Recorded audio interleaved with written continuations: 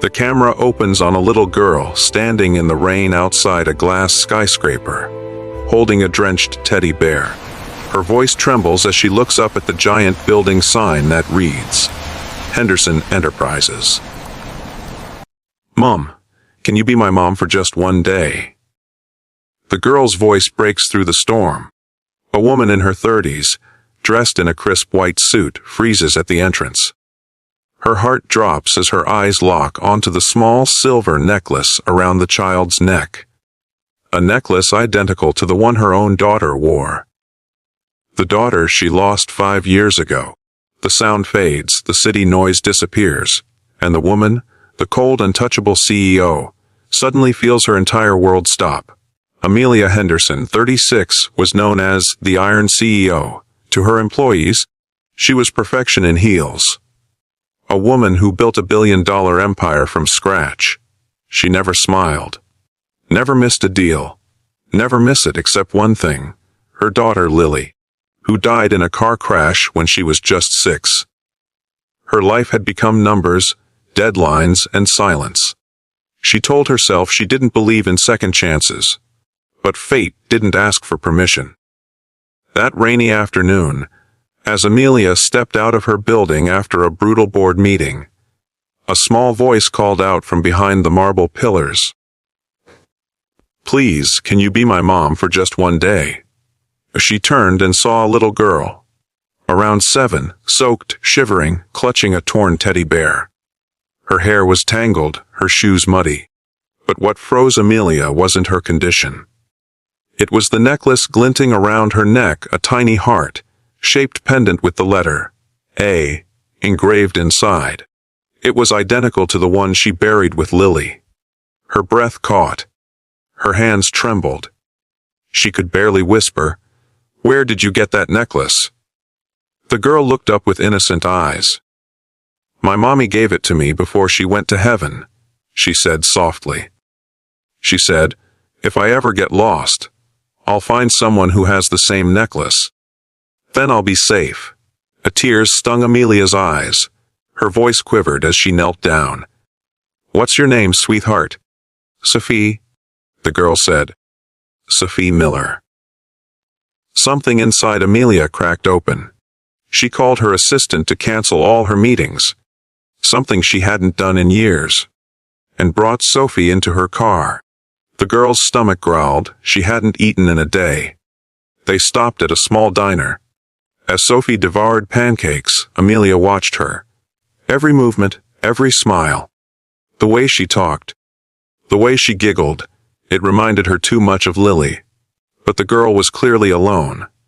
Her clothes were old, and when Amelia asked where her dad was, Sophie just whispered, "He left when Mommy got sick."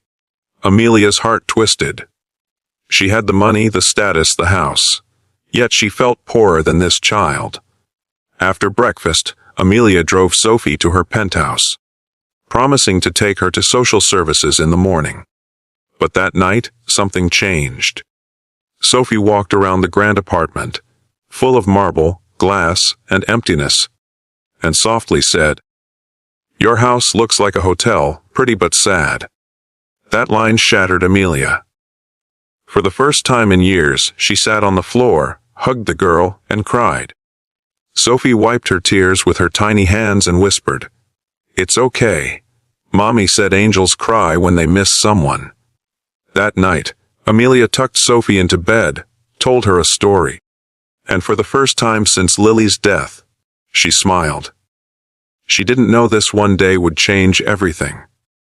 Morning sunlight filtered through the curtains. Sophie was gone. Amelia panicked. Searched every room, shouted her name. Nothing. Her driver hadn't seen her leave.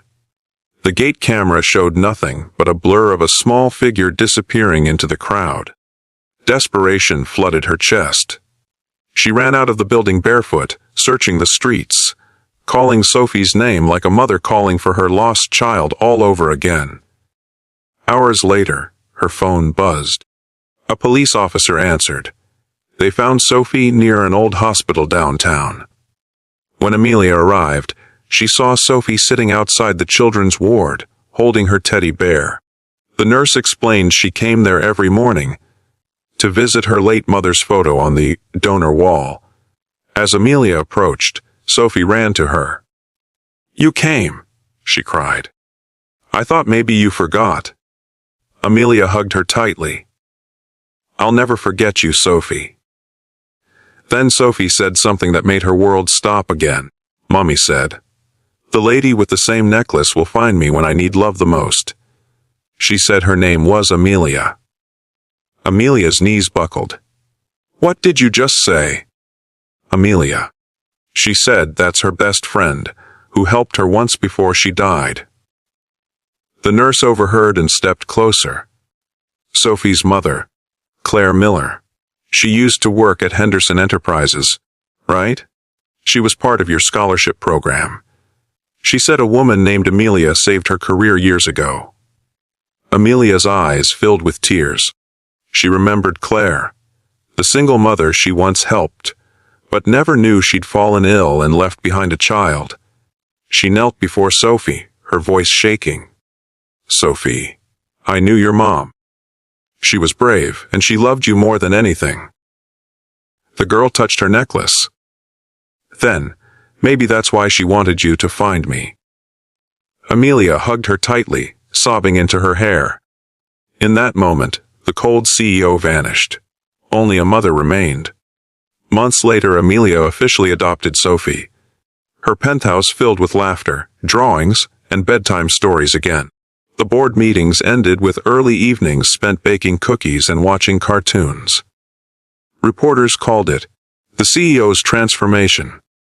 But Amelia simply said, "A child reminded me that love is the only empire worth building." Sometimes, the people we meet aren't strangers. They're the missing pieces our souls were searching for. Love doesn't ask for blood or birth certificates. Sometimes it just asks, "Can you be my mom for one day?" And that one day can change your whole life.